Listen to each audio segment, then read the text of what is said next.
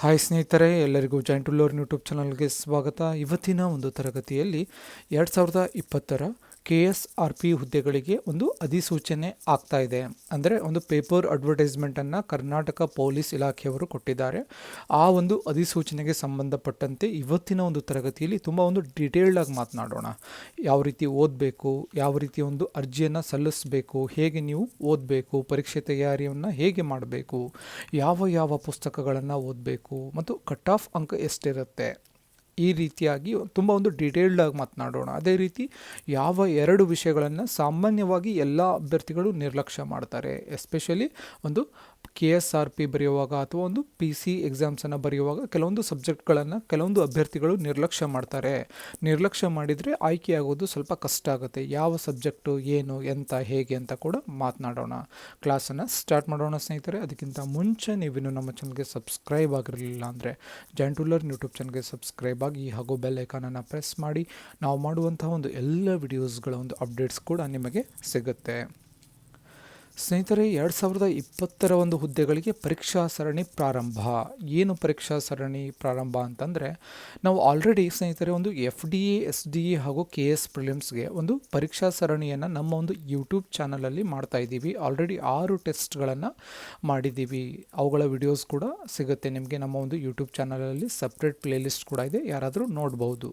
ಯಾಕೆ ಪರೀಕ್ಷಾ ಸರಣಿಯನ್ನು ಮಾಡಿದ್ದೀವಿ ಅಂತಂದರೆ, ಒಂದು ಪ್ರಿಪರೇಷನ್ ಕಂಟಿನ್ಯೂ ಆಗಿ ಇರುತ್ತೆ. ನಿಮಗೆ ಒಂದು ಪರೀಕ್ಷಾ ತಯಾರಿ ಕಂಟಿನ್ಯೂ ಆಗಿರುತ್ತೆ. ಅಂದರೆ ಒಂದು ಪರೀಕ್ಷೆ ಇದೆ ಅಂತಂದರೆ, ಓಕೆ ಪರೀಕ್ಷೆ ಇದೆಯಪ್ಪ, ಒಂದು ಯೂಟ್ಯೂಬಲ್ಲಿ ಅಪ್ಲೋಡ್ ಮಾಡ್ತಾರೆ, ನಾವು ಓದಬೇಕು, ಓದಿದ ಮೇಲೆ ಆ ಪರೀಕ್ಷೆನ ನೋಡಬೇಕು, ನಮಗೆ ಎಷ್ಟು ಕ್ವಶನ್ ಗೊತ್ತಿದೆ ಅಂತ ಗೆಸ್ ಮಾಡೋಕ್ಕೆ ಸಾಧ್ಯ, ಅಥವಾ ನಮ್ಗೆ ಗೊತ್ತಿದೆಯಾ ಗೊತ್ತಿಲ್ವಾ ಅಂಥೇಳಿ ನಿಮಗೆ ಒಂದು ಜಡ್ಜ್ಮೆಂಟ್ ಸಿಗುತ್ತೆ.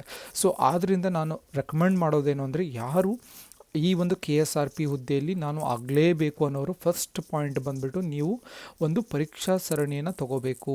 ಕೇವಲ ಓದೋದಷ್ಟೇ ಮಾಡಬೇಡಿ, ಪರೀಕ್ಷಾ ಸರಣಿಯನ್ನು ತಗೊಳ್ಳಿ.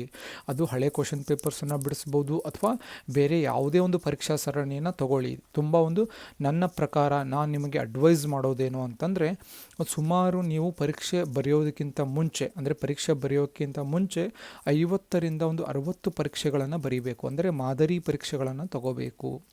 ಆವಾಗ ನೀವು ತಗೊಂಡಾಗ ನಿಮಗೆ ಒಂದು ಕಾನ್ಫಿಡೆನ್ಸ್ ಬರುತ್ತೆ, ಒಂದು ಧೈರ್ಯ ಬರುತ್ತೆ. ಓಕೆ, ನಮಗೆ ಎಷ್ಟು ಗೊತ್ತಿದೆ, ನಾನು ಏನು ಮಾಡಬೇಕು, ಏನು ಮಾಡಬಾರ್ದು, ಎಕ್ಸಾಮ್ ಹಾಲಲ್ಲಿ ಏನು ಮಾಡಬೇಕು, ಏನು ತಪ್ಪನ್ನು ಮಾಡ್ತೀವಿ, ಏನನ್ನು ಮಾಡಲ್ಲ, ಈ ರೀತಿಯಾಗಿ ಒಂದು ನಿಮಗೆ ಜಡ್ಜ್ಮೆಂಟ್ ಬರುತ್ತೆ. ಸೊ ಈ ಒಂದು ಹುದ್ದೆಗಳಿಗೆ ಪರೀಕ್ಷಾ ಸರಣಿಯನ್ನು ನಮ್ಮ ಒಂದು ಚಾನಲಲ್ಲಿ, ಅಂದರೆ ಆಲ್ರೆಡಿ FDA, SDA ಮಾಡಿದ್ದೀವಿ, KSRPಗೂ ಮಾಡೋಣ ಅಂತ ಪ್ಲ್ಯಾನ್ ಇದೆ. ಸೊ ನಿಮ್ಮ ಒಂದು ಫೀಡ್ಬ್ಯಾಕನ್ನು ಮಾಡಿ ಅಂತಂತ ಹೇಳಿ, ಅಥವಾ ಮಾಡಬೇಕಾ ಮಾಡಬಾರ್ದಾ ಅಂಥೇಳಿ ಕಮೆಂಟ್ ಸೆಕ್ಷನಲ್ಲಿ ಹೇಳಿ.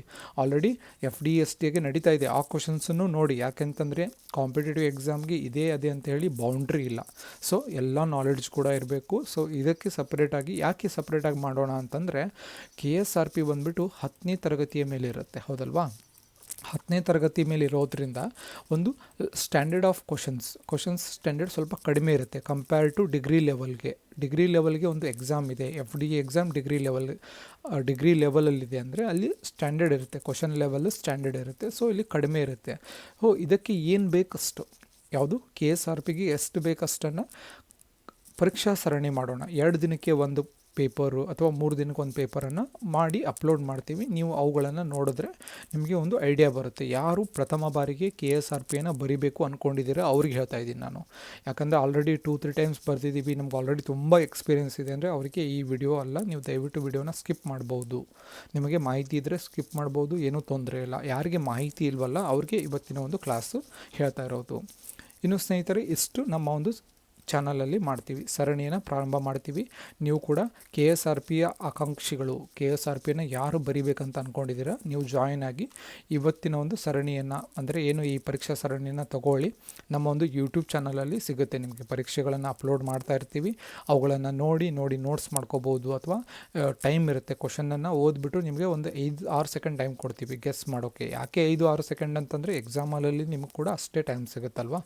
ಸೊ ಆದ್ದರಿಂದ ಇದನ್ನು ತಗೊಳ್ಳಿ ಅಂತ ರೆಕಮೆಂಡ್ ಮಾಡ್ತೀವಿ. ಅದರ ಜೊತೆಗೆ 2020ರ ಒಂದು ಪೊಲೀಸ್ ಇಲಾಖೆಯ ಹುದ್ದೆಗಳಿಗೆ ಅರ್ಜಿ ಸಲ್ಲಿಸುವುದು ಹೇಗೆ, 2ನೇ ಪ್ರಶ್ನೆ ಬಂದುಬಿಟ್ಟು ಒಂದು ಅರ್ಜಿಯನ್ನು ನಾವು ಹೇಗೆ ಸಲ್ಲಿಸಬೇಕು, ಹೌದಲ್ವಾ? ಅರ್ಜಿ ಸಲ್ಲಿಸುವುದು ಆನ್ಲೈನ್ ಮುಖಾಂತರ ನೀವು ಅರ್ಜಿ ಸಲ್ಲಿಸಬೇಕಾಗತ್ತೆ. ಆನ್ಲೈನ್ ಮುಖಾಂತರ ಅರ್ಜಿ ಸಲ್ಲಿಸಬೇಕು. ಅರ್ಜಿ ಸಲ್ಲಿಸುವ ಒಂದು ದಿನಾಂಕ ಮೇ ಇದೇ ತಿಂಗಳ ಮೇದಲ್ಲಿ 15ನೇ ತಾರೀಕಿನಿಂದ ಪ್ರಾರಂಭವಾಗುತ್ತೆ. ಮೇ 15ನೇ ತಾರೀಕಿನಿಂದ ಪ್ರಾರಂಭವಾಗುತ್ತೆ. ಆನ್ಲೈನಲ್ಲಿ ನೀವು ಅರ್ಜಿಯನ್ನು ಸಲ್ಲಿಸಬೇಕು. ಹೊಸದಾಗಿ ಯಾರು ಎಕ್ಸಾಮನ್ನು ಬರಿತಾ ಇದ್ದೀರಾ ಅಥವಾ 10ನೇ ಕ್ಲಾಸ್ ಯಾರ್ಯಾರು ಪಾಸ್ ಆಗಿರ್ತೀರ ಎಲ್ಲರೂ ಕೂಡ ಬರಿಬೋದು. ತಿಳ್ಕೊಳ್ಳಿ, ಇದನ್ನು ಪಾಯಿಂಟನ್ನು ನೆನಪಿಟ್ಕೊಳ್ಳಿ. 10ನೇ ತರಗತಿಯ ಮೇಲೆ ಈ ಜಾಬ್ ಇರುತ್ತೆ. KSRPದು ಡೀಟೇಲ್ ನೋಟಿಫಿಕೇಷನ್ ಇನ್ನೂ ಬಂದಿಲ್ಲ, ಬಿಡ್ತಾರೆ ಇನ್ನೊಂದು 2-3 ಡೇಸಲ್ಲಿ ಡೀಟೇಲ್ ನೋಟಿಫಿಕೇಷನ್ ಬರುತ್ತೆ. ಎಲಿಜಿಬಿಲಿಟಿ ಬಗ್ಗೆ ಎಲ್ಲ ಸಿಗುತ್ತೆ. ಸೊ ಸದ್ಯಕ್ಕೆ ಇದನ್ನು ತಿಳ್ಕೊಳ್ಳಿ. 2020 ಪೊಲೀಸ್ ಇಲಾಖೆಗೆ ಹುದ್ದೆಗಳಿಗೆ ಒಂದು ಅರ್ಜಿಯನ್ನು ಸಲ್ಲಿಸುವುದು ಆನ್ಲೈನ್ ಮುಖಾಂತರ. KSP ವೆಬ್ಸೈಟ್ ಇದೆ, ಕರ್ನಾಟಕ ಸ್ಟೇಟ್ ಪೊಲೀಸ್ ಅಂತ ಒಂದು ವೆಬ್ಸೈಟ್ ಇದೆ. ಡಿಸ್ಕ್ರಿಪ್ಷನಲ್ಲಿ ಅದರ ಒಂದು ಲಿಂಕ್ ಇರುತ್ತೆ, ನಮ್ಮ ಒಂದು ವಿಡಿಯೋ ಡಿಸ್ಕ್ರಿಪ್ಷನಲ್ಲಿ ಲಿಂಕ್ ಇರುತ್ತೆ, ಅಲ್ಲಿ ಕೂಡ ನೀವು ವಿಸಿಟ್ ಮಾಡಬಹುದು. ಇನ್ನು ಪರೀಕ್ಷೆಗೆ ತಯಾರಿಯನ್ನು ಹೇಗೆ ಮಾಡಬೇಕು, ಅದು ಎಲ್ಲರ ಒಂದು ಪ್ರಶ್ನೆ. ಕಾಮನ್ ಆಗಿ ಪರೀಕ್ಷೆಗೆ ನಾವು ತಯಾರಿಯನ್ನು ಹೇಗೆ ಮಾಡಬೇಕು?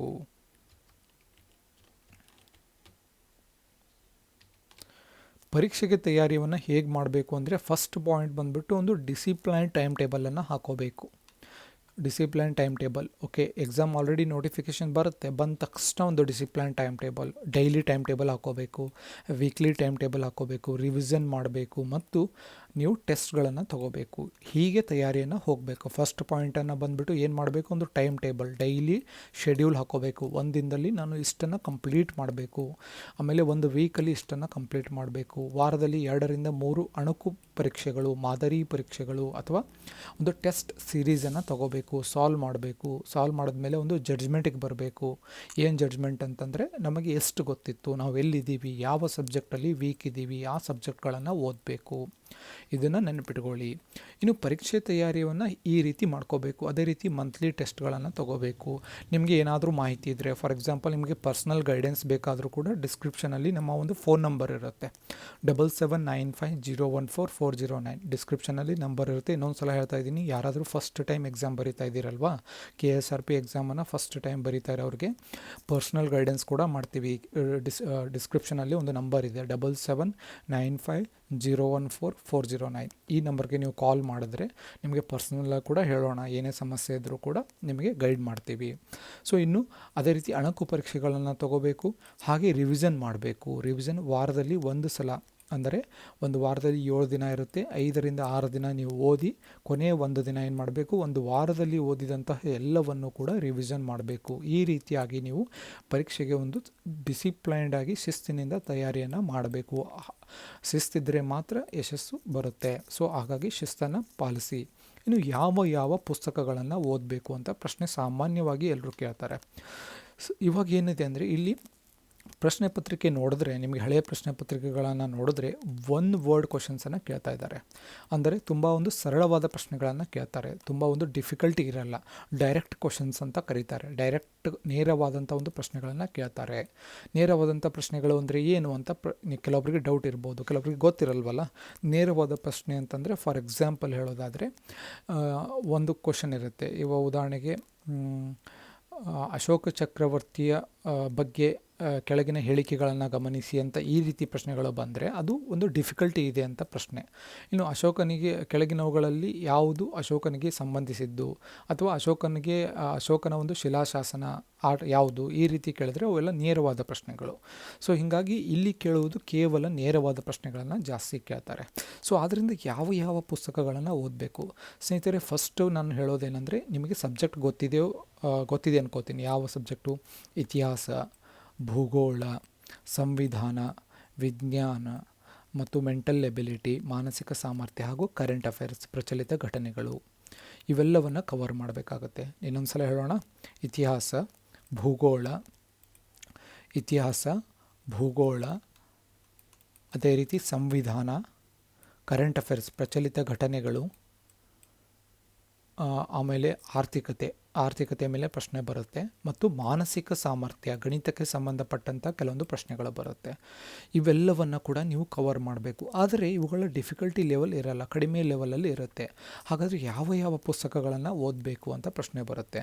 ಸ್ನೇಹಿತರೆ, ತುಂಬ ಟೈಮ್ ಇದೆ. ಇವಾಗ ನಿಮಗೆ ಹೇಳೋದೇನೆಂದರೆ 8, 9, 10ನೇ ತರಗತಿಯ ರಾಜ್ಯ ಪಠ್ಯ ಪುಸ್ತಕಗಳನ್ನು ನೀವು ಏನು ಮಾಡಿ ಅಂದರೆ ಅವುಗಳಿಂದ ಸಮಾಜ ವಿಜ್ಞಾನ ಹಾಗೂ ವಿಜ್ಞಾನವನ್ನು ಓದ್ಕೊಳ್ಳಿ. ಸಮಾಜ ವಿಜ್ಞಾನ ಹಾಗೂ ವಿಜ್ಞಾನವನ್ನು ಈ ಒಂದು ತರಗತಿಯ ಪುಸ್ತಕಗಳಿಂದ ಓದ್ಕೊಳ್ಳಿ. ಇದರ ಜೊತೆಗೆ ಒಂದು ಬುಕ್ ಕನ್ನಡದಲ್ಲಿ ಯಾರು ಓದ್ತಿರಲ್ವ ಅವರಿಗೆ ಕನ್ನಡದಲ್ಲಿ ಒಂದು ಚಾಣಕ್ಯ ಕಣಜ ಅಂತ ಒಂದು ಬುಕ್ ಇದೆ. ಚಾಣಕ್ಯ ಕಣಜ ಚೆನ್ನಾಗಿದೆ ಬುಕ್ಕು. ಓಕೆ, KSRP ಲೆವೆಲ್ಗೆ ಚೆನ್ನಾಗಿದೆ ಬುಕ್ಕು, ಓದ್ಬೋದು. ಚಾಣಕ್ಯ ಕಣಜ ಅಂಥೇಳಿ ಚಾಣಕ್ಯ ಕೆರಿಯರ್ ಅಕಾಡೆಮಿಯವ್ರದ್ದು ಒಂದು ಬುಕ್ ಇದೆ, ಅದನ್ನು ಓದಿ. ಇಂಗ್ಲೀಷಲ್ಲಿ ಓದೋರಿಗೆ ಲ್ಯೂಸೆಂಟ್ GK ಅಂತ ಒಂದು ಬುಕ್ ಇದೆ. ಲ್ಯೂಸೆಂಟ್ GK ಅಂತ ಒಂದು ಬುಕ್ ಇದೆ, ಆ ಬುಕ್ಕನ್ನು ಕೂಡ ನೀವು ಓದ್ಬೋದು. ಇಷ್ಟನ್ನು ನೀವು ಕವರ್ ಮಾಡಿ ಇದರ ಜೊತೆಗೆ ಕರೆಂಟ್ ಅಫೇರ್ಸ್ಗೆ ಏನು ಓದಬೇಕು ಅಂತ ಪ್ರಶ್ನೆ ಬರುತ್ತೆ. ಕರೆಂಟ್ ಅಫೇರ್ಸ್ಗೆ ಏನು ಓದಬೇಕು ಅಂದರೆ ಒಂದು ಪ್ರಜಾವಾಣಿ ದಿನಪತ್ರಿಕೆ ಓದಬೇಕು. ಅದರ ಜೊತೆಗೆ ಮಿನಿ ವಿಜಯವಾಣಿ ಅಂತ ಬರುತ್ತೆ, ₹1 ಒಂದು ನ್ಯೂಸ್ ಪೇಪರ್ ಬರುತ್ತೆ, ಅದನ್ನು ಓದ್ಬೋದು. ಇಲ್ಲ ಇವೆರಡೂ ಓದೋಕ್ಕಾಗಲ್ಲ ಅಂತಂದರೆ GK ಟುಡೇ, ಇಂಗ್ಲೀಷಲ್ಲಿ GK ಟುಡೇ ಅಂತ ಒಂದು ಯೂಟ್ಯೂಬ್ ಚಾನಲ್ ಇದೆ. ಅವರು ತುಂಬ ಚೆನ್ನಾಗಿ ಕ್ವಶನ್ಸ್ ಮಾಡ್ತಾರೆ. ಅದೇ ಕ್ವಶನ್ಸು ಡೈರೆಕ್ಟಾಗಿ ಬರುತ್ತೆ, ಎಕ್ಸಾಮ್ಗೆ ಡೈರೆಕ್ಟಾಗಿ ಅದೇ ಕ್ವಶನ್ಸ್ ಬರುತ್ತೆ.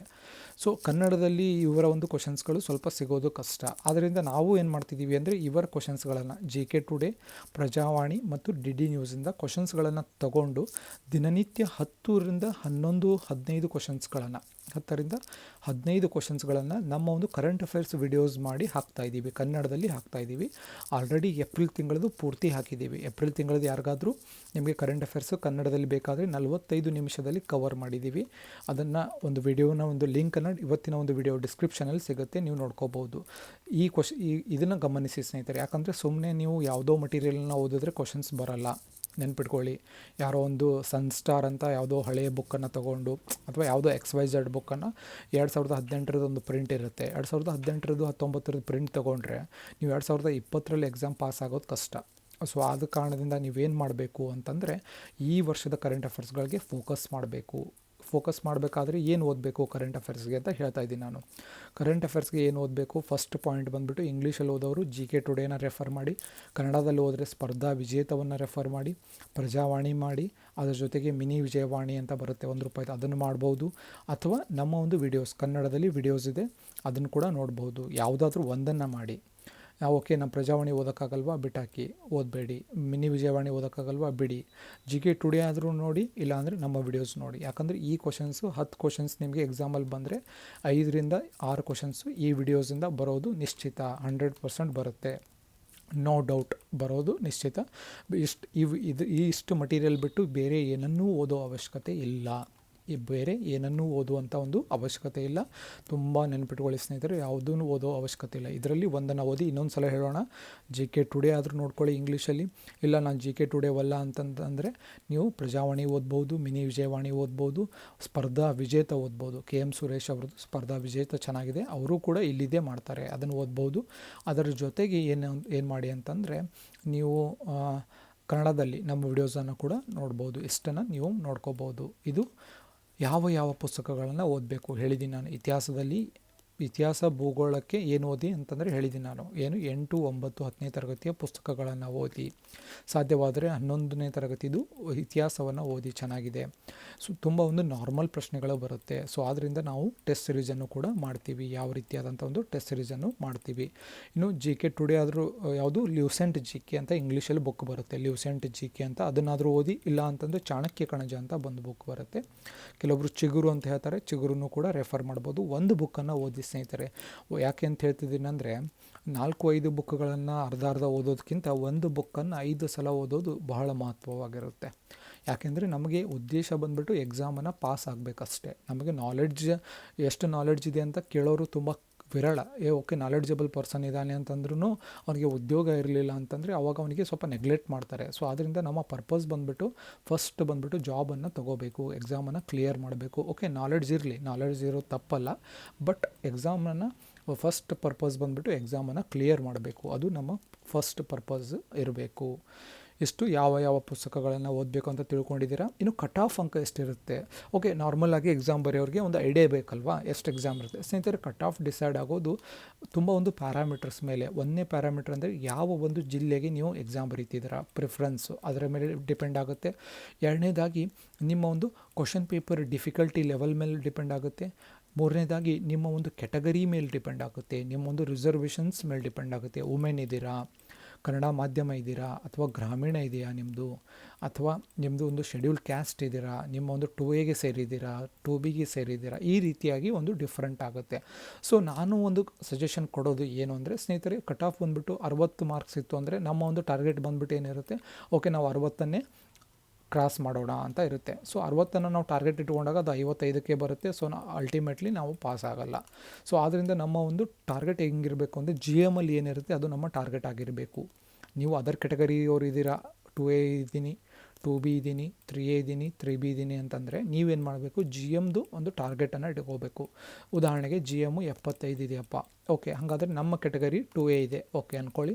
2A ಇದೆ ಅಂತಂದರೆ ನನ್ನ ಒಂದು ಟಾರ್ಗೆಟ್ ಏನು ಅಂದರೆ ನಾನು 75ರಿಂದ ಅಂಕಗಳನ್ನು ಸ್ಕೋರ್ ಮಾಡಲೇಬೇಕು ಅನ್ನೋಂಥ ಒಂದು ಟಾರ್ಗೆಟಲ್ಲಿ ಇಟ್ಕೋಬೇಕು. ಇಷ್ಟು ಟಾರ್ಗೆಟ್ ಇದ್ದರೆ ನೀವು ಚೆನ್ನಾಗಿ ಅಂತಂದರೆ ಆವಾಗ ರೀಚ್ ಆಗ್ತೀರ. ಇಲ್ಲ ನಮ್ಮ ಕ್ಯಾಟಗರಿಗೆ ಲಾಸ್ಟ್ ಟೈಮ್ 58 ಇತ್ತು, ಓಕೆ 58 ಧಾರವಾಡ ಡಿವಿಷನ್ ಇತ್ತು, ಓಕೆ ನಾನು ಈ ವರ್ಷ 58ಕ್ಕೆ ಟಾರ್ಗೆಟ್ ಇಟ್ಕೊಂಡ್ರೆ ಅದು 53ಕ್ಕೆ ಬರುತ್ತೆ, ಸಿಗೋದು ಕಷ್ಟ, ಸಿಗೋದು ಇಲ್ಲ. ಸೊ ಆದ್ದರಿಂದ ಟಾರ್ಗೆಟ್ ಯಾವತ್ತು ಈ ರೀತಿ ಇರಬೇಕು. ಇನ್ನು GMದವ್ರು ಇದ್ದೀವಿ ಅಂದರೆ ನಾವು GMದವ್ರು ಯಾವತ್ತು 85, 86 ಈ ರೀತಿಯಾದಂಥ ಒಂದು ಟಾರ್ಗೆಟನ್ನು ಇಟ್ಕೋಬೇಕು. ತುಂಬ ಒಂದು ಸರಳವಾದ ಪ್ರಶ್ನೆಗಳನ್ನು ಕೇಳ್ತಾರೆ. ಏನು ಬಂದುಬಿಟ್ಟು ಕೀ ಅಂದರೆ ಕನ್ಸಿಸ್ಟೆಂಟಾಗಿ ಸತತವಾಗಿ ಓದುವುದನ್ನು ರೂಢಿಸಿಕೊಂಡ್ರೆ 100% ನೀವು ಎಕ್ಸಾಮನ್ನು ಕ್ಲಿಯರ್ ಮಾಡೋದು ನಿಶ್ಚಿತ. ಇದು ಮಾತ್ರ ಬರೆದಿಟ್ಕೊಳ್ಳಿ. ಸತತವಾಗಿ ಓದಬೇಕು, ಒಂದು ಗೈಡೆನ್ಸ್ ತೊಗೋಬೇಕು. ನಿಮ್ಗೆ ಏನೇ ಗೈಡೆನ್ಸ್ ಬೇಕಾದರೂ 7795014409 ನಮ್ಮ ಪರ್ಸ್ನಲ್ ನಂಬರ್ ಇದೆ, ನಮ್ಮ ಒಂದು ಯೂಟ್ಯೂಬ್ ಚಾನಲ್ನ ಒಂದು ನಂಬರ್ ಇದೆ. ಆ ನಂಬರ್ಗೆ ಕಾಂಟ್ಯಾಕ್ಟ್ ಮಾಡಿದ್ರೆ ನಿಮಗೆ ಏನೇ ರಿಕ್ವೈರ್ಮೆಂಟ್ ಇದ್ದರೂ ಕಾಲ್ ಮಾಡಿ ನಿಮಗೆ ನಿಮ್ಮ ಒಂದು ಡೌಟ್ಗಳನ್ನು, ನಿಮ್ಮ ಒಂದು ಏನಂತಾರೆ ನಿಮ್ಮ ಒಂದು ಡೌಟ್ ಆಗಿರ್ಬೋದು, ನಿಮ್ಮ ಒಂದು ಸಂದೇಹಗಳನ್ನು ಬಗೆಹರಿಸ್ತೀವಿ, ಪರಿಹಾರವನ್ನು ಹೇಳೋಣ ಅಂತ ಹೇಳ್ತಾ, ಇನ್ನು ಈ 2 ವಿಷಯಗಳನ್ನು ನೀವು ನಿರ್ಲಕ್ಷ್ಯ ಮಾಡಿದರೆ ಆಯ್ಕೆ ಆಗೋದು ಸ್ವಲ್ಪ ಕಷ್ಟ. ಹೌದು, ಕೆಲವೊಬ್ಬರು ನಿರ್ಲಕ್ಷ್ಯ ಮಾಡ್ತಾರೆ. ಏನು ನಿರ್ಲಕ್ಷ್ಯ ಅಂತಂದರೆ ಕೆಲವೊಬ್ಬರು ಕಾಮನ್ ಆಗಿ ಕಟ್ ಆಫ್ ಅಂಕ ಎಷ್ಟಿರುತ್ತೆ ಇದ್ರ ಬಗ್ಗೆ ಮಾತನಾಡಿದ್ವಿ. ಇನ್ನು ಏನು ನಿರ್ಲಕ್ಷ್ಯ ಮಾಡ್ತಾರೆ ಅಂದರೆ ಅವು 2 ಸಬ್ಜೆಕ್ಟ್ ಅಂದರೆ ಒಂದು ಮೆಂಟಲ್ ಎಬಿಲಿಟಿ, ಇನ್ನೊಂದು ಸೈನ್ಸ್. 2 ಸಬ್ಜೆಕ್ಟ್ಗಳನ್ನು ಯಾಕೆ ನಿರ್ಲಕ್ಷ್ಯ ಮಾಡ್ತಾರೆ ಅಂದರೆ BA ಸ್ಟೂಡೆಂಟ್ಸ್, ಆರ್ಟ್ಸ್ ಸ್ಟೂಡೆಂಟ್ಸ್ ಇರ್ತಾರಲ್ಲ ಅವರು ಈ ಸಬ್ಜೆಕ್ಟ್ಗಳನ್ನು ನಿರ್ಲಕ್ಷ್ಯ ಮಾಡ್ತಾರೆ. ಓಕೆ ನಾವು ಮೆಂಟಲ್ ಎಬಿಲಿಟಿ ಓದೋದು ಬೇಡ, ಸೈನ್ಸ್ ಓದೋದು ಬೇಡ. ಕಾಮನಾಗಿ ಕೇಳಿ, ಕಾಂಪಿಟೇಟಿವ್ ಎಕ್ಸಾಮ್ಗೆ ಏನೇನು ಓದಬೇಕು ಅಂದರೆ ಹಿಸ್ಟ್ರಿ ಓದಿ, ಜಿಯೋಗ್ರಫಿ ಓದಿ, ಪೊಲಿಟಿ ಓದಿ. ಸೀಕ್ವೆನ್ಸಲ್ಲಿ ಫಸ್ಟ್ ಬರೋದು ಇವು 3, ಹೌದಲ್ವಾ? ಎಲ್ಲರೂ ಇದನ್ನು ಫೋಕಸ್ ಮಾಡ್ತಾರೆ. ಆದರೆ ಇದನ್ನು ಫೋಕಸ್ ಮಾಡೋದು ಕಷ್ಟ, ಯಾರೂ ಮಾಡೋದಿಲ್ಲ. ಯಾವುದು ಮೆಂಟಲ್ ಎಬಿಲಿಟಿ ಮಾಡಲ್ಲ ಮತ್ತು ಸೈನ್ಸ್ ಮಾಡಲ್ಲ. ಸೊ ಆದ್ದರಿಂದ ಸ್ನೇಹಿತರೆ ನಾನು ಸಜೆಸ್ಟ್ ಮಾಡೋದು ಈ 2 ಸಬ್ಜೆಕ್ಟ್ಗಳನ್ನು ಫೋಕಸ್ ಮಾಡಿ. 2 ಸಬ್ಜೆಕ್ಟ್ ಸೇರಿ 10ರಿಂದ 15 ಕ್ವಶನ್ಸ್ ಬಂದೇ ಬರುತ್ತೆ. ಸೊ ಆದ್ದರಿಂದ ನೆಗ್ಲೆಕ್ಟ್ ಮಾಡಬೇಡಿ. ಈ 2 ಸಬ್ಜೆಕ್ಟ್ಗಳಿಗೆ ಏನು ಓದಬೇಕು ಅಂತ ಡೌಟ್ ಬರ್ಬೋದು. ಮೆಂಟಲ್ ಎಬಿಲಿಟಿಗೆ ನೀವು ವಿಡಿಯೋಸನ್ನು ನೋಡ್ಬೋದು, ಯೂಟ್ಯೂಬಲ್ಲಿ ವಿಡಿಯೋಸ್ ಇರುತ್ತೆ, ಅಥವಾ ಹಳೆ ಪ್ರಶ್ನೆ ಪತ್ರಿಕೆಗಳನ್ನು ನೋಡಿ ಯಾವ ರೀತಿಯಾದ ಪ್ರಶ್ನೆಗಳನ್ನು ಬರ್ತಾ ಇದೆ ಅಂತ ತಿಳ್ಕೊಬೋದು. ಅದಕ್ಕೆ ಸಪ್ರೇಟಾಗಿ ನಾವು ವಿಡಿಯೋ ಮಾಡ್ತೀವಿ. ಮೆಂಟಲ್ ಎಬಿಲಿಟಿಗೆ ಒಂದು ಸರಣಿ ವಿಡಿಯೋಸನ್ನು ಮಾಡೋಣ. ಅದನ್ನು ಬೇಕಾದರೆ ನೀವು ಡಿಸ್ಕ್ರಿಪ್ಷನ್ ಅಂದರೆ ಒಂದು ಕಮೆಂಟ್ ಸೆಕ್ಷನಲ್ಲಿ ಹೇಳಿ, ಬೇಕು ಸರ್ ನಮಗೆ ಮೆಂಟಲ್ ಎಬಿಲಿಟಿ ವಿಡಿಯೋಸ್ ಬೇಕು ಅಂತಂದರೆ ಸ್ಟಾರ್ಟ್ ಮಾಡ್ತೀವಿ. ಅದರ ಜೊತೆಗೆ ಸೈನ್ಸ್ಗೆ ಏನು ಓದಬೇಕು ಅಂದರೆ ಸೈನ್ಸ್ಗೆ ನೀವು ಆಲ್ಮೋಸ್ಟ್ 8th 9th 10th ನಾನು ಆಲ್ರೆಡಿ ಹೇಳಿದ್ದೀನಿ, ವಿಜ್ಞಾನವನ್ನು ಓದಿ, ಸಮಾಜ ವಿಜ್ಞಾನವನ್ನು ಓದಿ ಅಂತ ಹೇಳಿದ್ದೀನಿ. 8, 9, 10ನೇ ತರಗತಿದು ಇದರಲ್ಲಿ ಕವರ್ ಆಗುತ್ತೆ. By miss cover extra point ಏನಾದರೂ ಓದಬೇಕು ಅಂದರೆ ನಿಮಗೆ ಚಾಣಕ್ಯ ಕಣಜಲ್ಲೂ ಸ್ವಲ್ಪ ಪಾಯಿಂಟ್ಸ್ ಸಿಗುತ್ತೆ, ಅದನ್ನು ಓದಿ ಸಾಕು, ಅಷ್ಟು ಓದಿದ್ರೆ ಸಾಕು. ಮತ್ತು ಇಲ್ಲಿ ಒಂದು ಕೀ ಫ್ಯಾಕ್ಟರ್ ಇನ್ನೊಂದು ಏನಂದರೆ ಹಳೆಯ ಪ್ರಶ್ನೆ ಪತ್ರಿಕೆಗಳನ್ನು ನೀವು ಬಿಡಿಸಲೇಬೇಕು. ಸುಮಾರು ಒಂದು 8ರಿಂದ 10 ವರ್ಷಗಳ ಒಂದು ಹಳೆಯ ಪ್ರಶ್ನೆ ಪತ್ರಿಕೆಗಳು, PSI ಆಗಿರ್ಬೋದು, ಪೊಲೀಸ್ ಕಾನ್ಸ್ಟೇಬಲ್ ಆಗಿರ್ಬೋದು, ಸಿವಿಲ್ PC ಆಗಿರ್ಬೋದು, KSRP ಆಗಿರ್ಬೋದು, ಅಥವಾ ಬೇರೆ ಒಂದು ಪೊಲೀಸ್ ಇಲಾಖೆಯ ಎಲ್ಲ ಪರೀಕ್ಷೆಗಳ ಒಂದು ಕ್ವಶನ್ ಪೇಪರ್ಸ್ಗಳನ್ನು ಬಿಡಿಸೋಕೆ ಟ್ರೈ ಮಾಡಿ. ಮತ್ತು ಮ್ಯಾಕ್ಸಿಮಮ್ MCQs ಬಹು ಆಯ್ಕೆ ಪ್ರಶ್ನೆಗಳನ್ನು ಸಾಲ್ವ್ ಮಾಡಿ. ಕರೆಂಟ್ ಅಫೇರ್ಸನ್ನು ನೆಗ್ಲೆಕ್ಟ್ ಮಾಡಬೇಡಿ. ಅದೇ ರೀತಿ ಮತ್ತು ನೀವು ನಮ್ಮ ಟೆಸ್ಟ್ ಸಿರೀಸನ್ನು ಸ್ಟಾರ್ಟ್ ಮಾಡ್ತೀವಿ, ಅದನ್ನು ಕೂಡ ನೋಡಿ. ಟೆಸ್ಟ್ ಸಿರೀಸ್ ಬೇಕು ಅಂತಂದರೆ ನೀವು ಕಮೆಂಟ್ ಸೆಕ್ಷನಲ್ಲಿ ಹೇಳಿ, ಮಾಡೋಣ test series. Already FDA SDA ನಡೀತಾ ಇದೆ. 6 ಟೆಸ್ಟ್ಗಳನ್ನು ಮಾಡಿದ್ದೀವಿ. ಆ ಟೆಸ್ಟ್ಗಳನ್ನು ಕೂಡ ನಮ್ಮ ಒಂದು ಯೂಟ್ಯೂಬ್ ಚಾನಲಲ್ಲಿ ಸಿಗುತ್ತೆ, ನೋಡಿ. ಸಪ್ರೇಟ್ ಪ್ಲೇಲಿಸ್ಟೇ ಮಾಡಿದ್ದೀವಿ. ಪ್ಲಸ್ ಇವತ್ತಿನ ಒಂದು ವಿಡಿಯೋನ ಒಂದು ಡಿಸ್ಕ್ರಿಪ್ಷನಲ್ಲಿ ಲಿಂಕ್ ಕೊಟ್ಟಿರುತ್ತೆ. ಸೊ ಇಷ್ಟು ಸ್ನೇಹಿತರೆ, ನೀವು ಯಾವ ರೀತಿಯಾಗಿ KSRPಗೆ ನೀವು ಪ್ರಿಪೇರ್ ಆಗಬೇಕು, ಯಾವ ರೀತಿ ಅಪ್ಲಿಕೇಶನ್ ಹಾಕಬೇಕು, ಹೇಗೆ ನಿಮಗೆ ಒಂದು ಏನು ಎಲಿಜಿಬಿಲಿಟಿ ಅಂತೂ ಗೊತ್ತಿರುತ್ತೆ, ಎಲ್ರಿಗೂ ಸಾಮಾನ್ಯವಾಗಿ ಗೊತ್ತಿರುತ್ತೆ. ಸಿಗುತ್ತೆ. 10ನೇ ಕ್ಲಾಸ್ ಮೇಲೂ ಎಲಿಜಿಬಿಲಿಟಿ ಇದೆ. ಸೊ ಹೀಗಾಗಿ ನೀವು ಅಪ್ಲೈ ಮಾಡ್ಬೋದು, ಅದ್ರ ಬಗ್ಗೆ ತಲೆ ಕೆಡಿಸೋಬೇಡಿ. ಬಟ್ ಓದೋದ ಕಡೆ ಗಮನ ಕೊಡಿ ಮತ್ತು ಅಪ್ಲಿಕೇಶನ್ ಸ್ಟಾರ್ಟ್ ಆದ ತಕ್ಷಣ ಒಂದು ವಾರದಲ್ಲಿ ಅಪ್ಲೈ ಮಾಡಿಬಿಡಿ. ಚೆನ್ನಾಗಿ ಓದಿ ಅಂತ ಹೇಳ್ತಾ ಏನೇ ಡೌಟ್ ಇದ್ದರೂ ನಮ್ಮ ಒಂದು ಪರ್ಸ್ನಲ್ ಯೂಟ್ಯೂಬ್ ಚಾನಲ್ನ ಒಂದು ನಂಬರ್ ಇದೆ, ಆ ನಂಬರ್ಗೆ ನೀವು ಕಾಂಟ್ಯಾಕ್ಟ್ ಮಾಡಿದ್ರೆ ನಿಮಗೆ ಎಲ್ಲ ಗೈಡೆನ್ಸ್ ಕೂಡ ಸಿಗುತ್ತೆ ಅಂತ ಹೇಳ್ತಾ, ಮತ್ತು ಏನಾದ್ರು ನೋಟ್ಸ್ ಬೇಕಾದರೂ ಕೂಡ ನೀವು ಕಾಂಟ್ಯಾಕ್ಟ್ ಮಾಡ್ಬೋದು. ನೋಟ್ಸ್ ಕೂಡ ಅವೈಲೇಬಲ್ ಇರುತ್ತೆ, PDF ಫಾರ್ಮೆಟಲ್ಲಿ ನೋಟ್ಸ್ ಕೂಡ ಅವೈಲೇಬಲ್ ಇರುತ್ತೆ. ಕಾಂಟ್ಯಾಕ್ಟ್ ಮಾಡಿ, ನೋಟ್ಸ್ ಕೂಡ ಸಿಗುತ್ತೆ, ಟೆಸ್ಟ್ ಸಿಗುತ್ತೆ, ಎಲ್ಲ ಕೂಡ ನಿಮಗೆ ಗೈಡೆನ್ಸ್ ಸಿಗುತ್ತೆ ಅಂತ ಹೇಳ್ತಾ, ಮತ್ತು ಮುಂದಿನ ತರಗತಿಯಲ್ಲಿ ಮತ್ತೊಂದು ವಿಷಯದ ಕುರಿತು ಮಾತನಾಡೋಣ. ಧನ್ಯವಾದಗಳು. ನಿಮ್ಮ ಒಂದು ಸಪೋರ್ಟ್ ಹೀಗೆ ಇರಲಿ. ಧನ್ಯವಾದಗಳು.